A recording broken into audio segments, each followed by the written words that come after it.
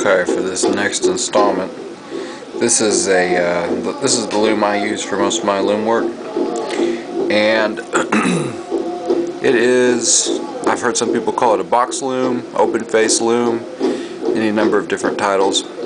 I notice it's a lot different than what you would expect for most looms these days. There are no springs on it or anything like that. I'll kind of explain how that works in a little bit. It's actually designed to work so that your beadwork can move back and forth on it. This is something I've already finished, but I can pull on it as I'm working and constantly keep working, like right here. So I can put this off the edge of a table or put it in my lap or whatever, and as I go further along beading up, I can pull it down and just keep working on that one spot because it'll slide the way it's set up. It can actually be built any length. This one's actually built pretty long because I use it for sets for side tabs, garters, and of course, as you can see, it's pretty wide here, so when I set it up I can actually do a whole side tab, a whole garter, and then so on, and then back on the other side, so I can get a lot of it done all at once, keep the designs all together. You can make it shorter, longer if you wanted, however you want. It's not adjustable once you get it built, but it's cheap enough, and that's an important factor. It's very cheap to make, so once you get it kind of built up, it's actually something you can customize. You can have a couple of these however you want. I would mention it was pretty inexpensive to make. Really, that's all it is, 4 pieces of wood. I got a dowel rod, cut it up, a couple other pieces of wood here, mounted it so the dowel rod won't really move around on me, and then just kind of work from there. I spent more time sanding on this thing, getting it smooth and worked up so that none of these threads will catch on it. That's probably the most important factor there. As far as other things to consider, you're going to be working in this area right here, so you want to make sure it's wide enough that you can get your hands in there. This is all spread out because I've set it up so that you can kind of see how I string the loom. Once I get a piece of beadwork on there, of course it's going to shrink up. This is set up for a belt that I'm going to repair, made out of 11s, so this will actually shrink down quite a bit. So anyways, you want to make sure you have enough space here on the sides where you can work your hands, whether you're doing 2 needle, 1 needle, however it is that you work. I prefer 2 needle, so I like to have both my hands on in there as I go along. Something else to consider, you want to make sure that these spaces here between this piece of wood and this piece of wood are going to be as flush as you can, because these here can fall into that gap if you're not careful. So just make sure you spend a lot of time getting those nice and clean and flush as you can. You just have to be careful when you string it. Beyond that, sand it real good so it's nice and smooth. It's not going to catch all your threads here. I know some folks will wrap this dowel with paper, whether it's just notebook paper or grocery bag paper, whatever, but they'll wrap it up to help make it smooth. It's up to you. I've made sure to sand mine down, and then I stain mine just to kind of keep it clean, and it's worked for me so far. Other things to consider,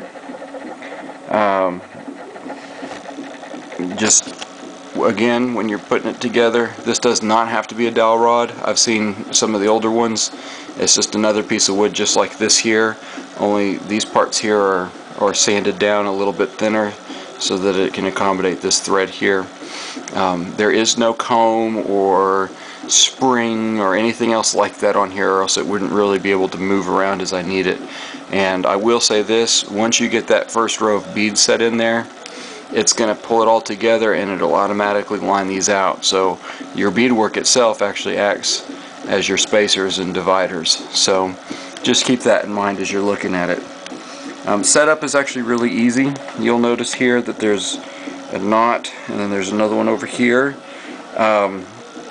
What you want to do is you want to set up and put down your first knot.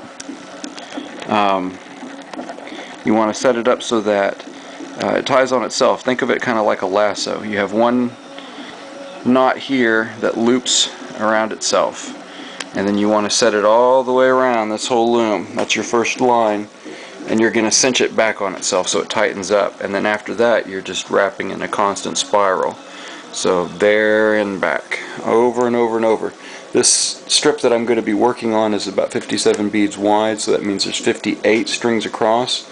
Some people double up these outside edges if you choose to do that. There's where a lot of wear comes, so I know a lot of people do that. It's kind of up to you, but you want to make sure when you're finished that your knots are going to match up, because this is essentially going to be the bottom, so to speak, of your beadwork. So just make sure that they're in the same general vicinity, because you're going to have a couple, you're going to have a discrepancy in how many spaces you've got in there if you have this somewhere on the other side of your beadwork.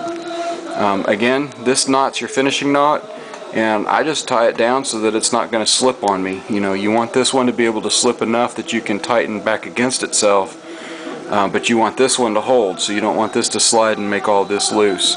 You'll see that there's some give here. Just like any other loom, you want some give, but you don't want too much, you know, or else you'll have it flopping around, and if you have it too tight, then you're liable to actually break these threads if you're not careful. So just keep that in mind when you're going along. Again, like I said, it just wraps, so it's one continuous wrap. I use some cotton thread I found over at Walmart. You can use whatever works for you, but it's just a constant wrap all the way around. You can tie it off and move it along if you need to, just however you need to work it. But that's all there is to it. It'll automatically kind of work itself out, and it makes it easy for you to keep your spacings well. You know, you can see kind of here how it works out. If it does get crossed, that's not a huge deal, because once you start beading, it'll work itself out just fine. It'll kind of keep track of itself. So just keep that in mind. Keep good tension on it, and just again pay attention to where your knots are. It's probably the most critical thing.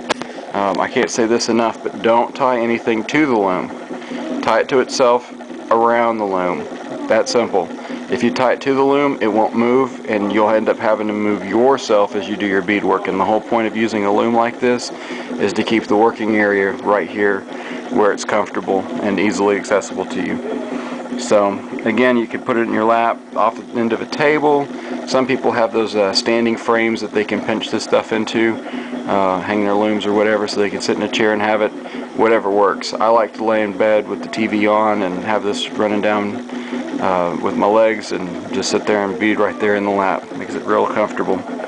Again, it's a real cheap loom to make. You can make it with scrap wood. You don't have to go out of your way to do anything. It's very simple. I like simple. Some looms have all these adjustable mechanisms and just really get pretty wild when the working edges. So I like to keep it pretty simple and straightforward, and that's definitely what this does. There are examples of this in museums, so it is a, if you're into the historic side of things, there's a history to these types of looms. You might find them up north as well. So there is a history there. This particular loom was designed off of one that was found over in the dump over in Anadarko. So, you know, works out real good. Of course, it could be that they threw it out because they were real frustrated with working with it. But I find that if you get used to it, you know how to use it. I've never gone back to another loom, and I started on the whole spring adjustable dowel rod styles. So you can, like I said, have multiple projects, everything else with these. Just real clever way to make a loom.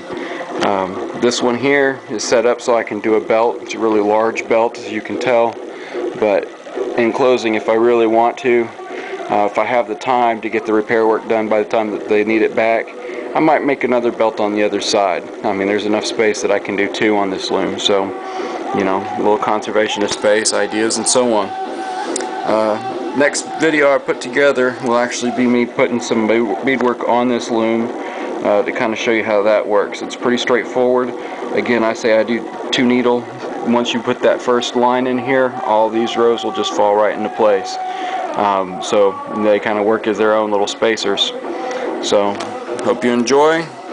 Maybe this will get you excited enough to go try something new.